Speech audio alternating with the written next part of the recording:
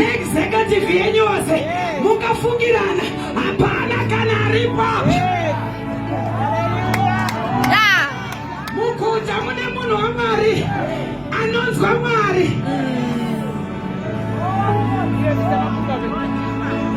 anoti tsoro dzinenge dzarongwa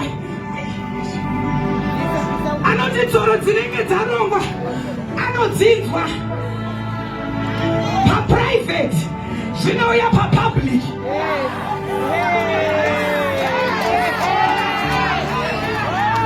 nehudza vanokutendera kuti teera bati kana papublic havadi bati tinopinda kuprivate tichizviburitsa papublic.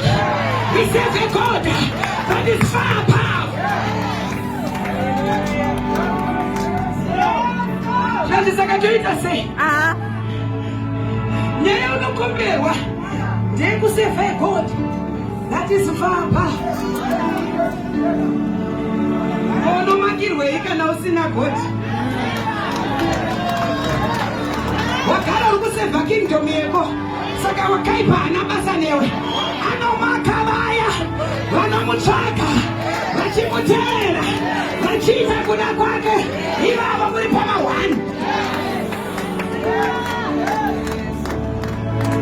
Saka toita sei zvikanzi muteere ari kudhota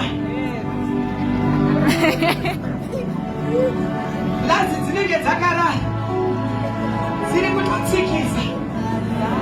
Ndakambonzwa kuti Mwari vanonzwa minyengetero, ndakambonzwa kuti iye anonzwa vanomutenda, ndakambonzwa kuti nevarombo vanosimudzirwa kana nevarwere vauya kwaari anovaporesa.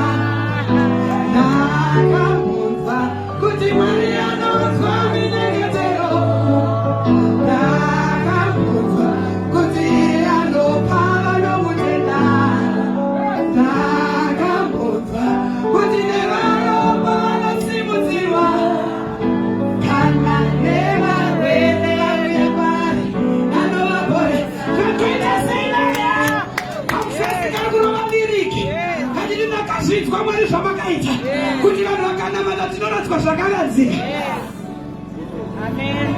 Ndeketa ndiimhanyise nyahudza ndopa zvinonzi anokombwa. Kukombwa unokuziva here?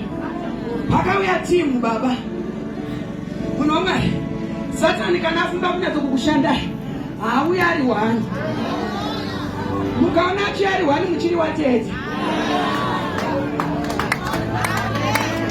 When an enemy comes in like a flood, there's a certain rank inopinzwa naMwari yekuti vanotenda it comes like a flood, because hauziva wearena yekanzizi but unotoda riri ziflood. But in the midst of the flood, the God is raising a standard of what, my Father? A standard of prayer.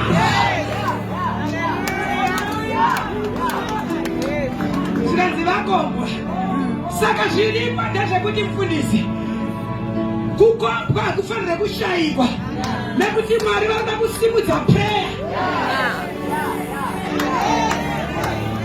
Amai vangu, kupiwa mwana anonwa mutoriro haisitombori nyaya ndeyemudhara ari kukutemba ada kusimudza prayer mamuri so that mufambe mileage, because itsika yaBaba we seated far above kuti akanzwa zvinenge zvaitika. He raised a standard of prayer in people. Funza Peter.